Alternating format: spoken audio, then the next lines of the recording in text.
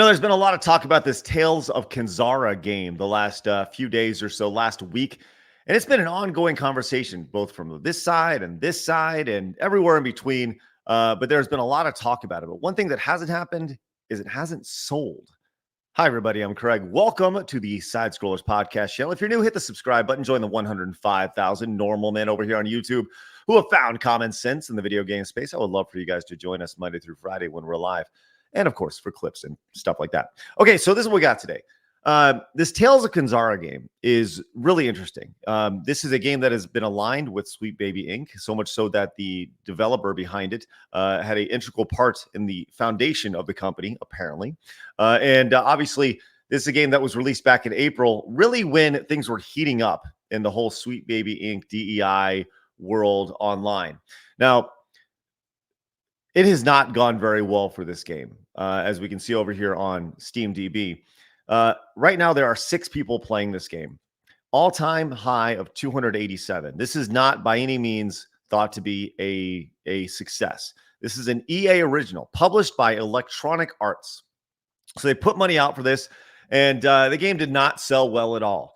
A little more context. So just a little bit ago, 6 months after the release, the studio behind it pretty much fired the rest of their team. Said, hey, we're done. It's been redundant. You guys, I can't afford to pay for this pretty much. And you guess what? You can't do that when like 250 people are playing your game at a max, especially when there are 6 people playing it right now. It just doesn't work out very well. So they shut the studio down. Then over the weekend, there was some ongoing conversations back and forth about it was on one of the podcasts on the weekend from Hypnotic was talking about it. And there was a clip that was about 26 seconds long.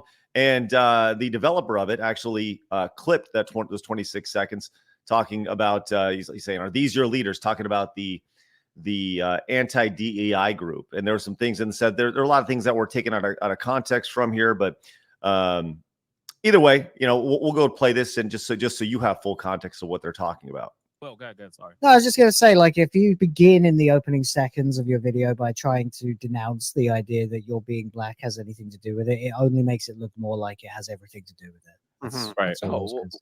No, Especially that's when you what I start did off a earlier. conversation like that. Sing us the song, you're the colored man. Jesus Christ. Oh no, there's 2 of them. It was one of our goals from the outset to have. Okay, so that is a show that they make a lot of jokes, and you know what? It's their show; they can do whatever they want, right? So Salim, who is the developer, the main guy behind this, the founder of Surgent Studios, as you can see right there, came on, popping in here, and just kind of it started a big conversation. You see nearly 500,000 views of the conversation, and people kind of went back and forth. You saw this a lot of like, "Hey, you don't deserve this; you deserve better." Sweet Baby Inc. Blah blah blah blah blah. Right? And it really spurred a lot of conversation. But what it didn't spur was sales. And I said, been watching the Tales of Kanzara conversation the last few days, a lot of interesting discussion. One thing that hasn't happened is the people who are speaking positively about this game clearly are not buying or playing it. Sales speak louder than tweets. And I think that's very, very true. With all that said, I feel like I've given you okay context at this point, because after laying off his entire team, after dismal sales of, like I said, back here, 6 people playing it right now, 287 people playing it on Steam, which you can't imagine those numbers are that much higher over on the home consoles at all. With all that said, earlier today, right at the tail end of our live show, he sent this tweet out. Salim sent out, says, "So here's something we've been cooking. It's still very early days, and normally you wouldn't share so early in a dev, but hell, why not? More to follow." This is a link to this article right here. Tales of Kanzara Zhao developer Surgent Studios is making an Afro-Gothic RPG inspired by Planscape Torment, and they're looking for a funding partner. So, ton of questions here. A ton of questions. You just laid off your entire team, and then less than a week later, you announce that you're making this game. So I'm not privy to the inside information, and maybe we can have him on to talk about this, but nothing about this makes sense. You just laid off your team. The first game that you made that's built in this universe, right? Which, once again, this universe, like, just objectively doesn't exist because there's not an audience for the universe. So, hey, what are we doing here? And I think that's really what it comes down to. So let's check out this article a little bit more. The game is Project USO. That's the code name for it. Is an isometric RPG. It's still in the Tales of Kenzara universe, but it's darker. It's more visceral. It's gritty. The best way I can describe it is a single-player isometric Afro-Gothic action RPG. I've never heard these two phrases put together. Afro-Gothic. I'm guessing that's just like a new thing, but or just a thing that they created right there. So hey, whatever.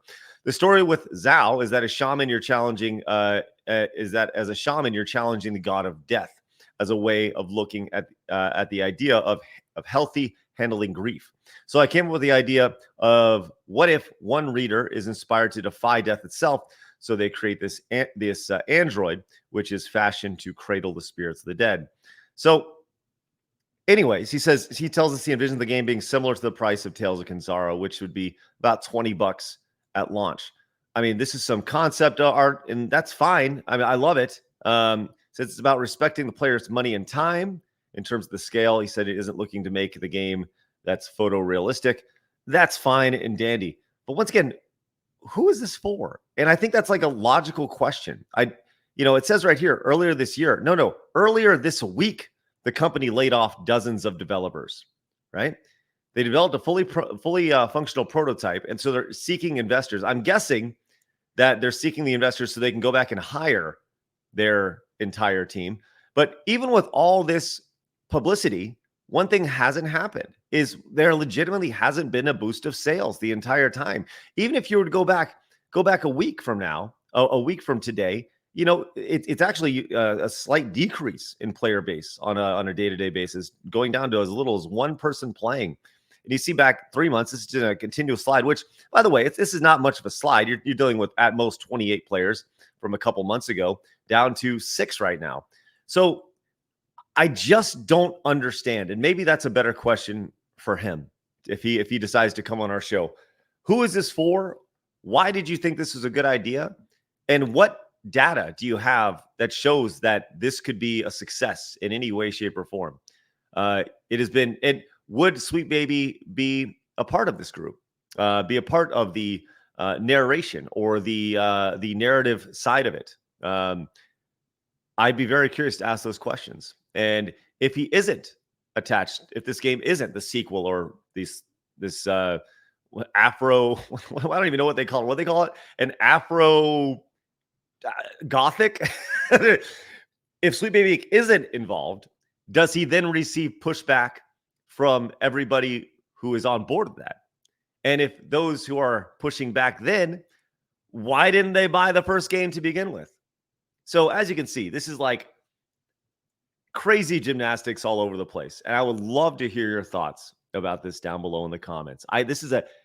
I'm honestly shocked that this would be announced in the first place. So do me a favor, hit the subscribe button right here.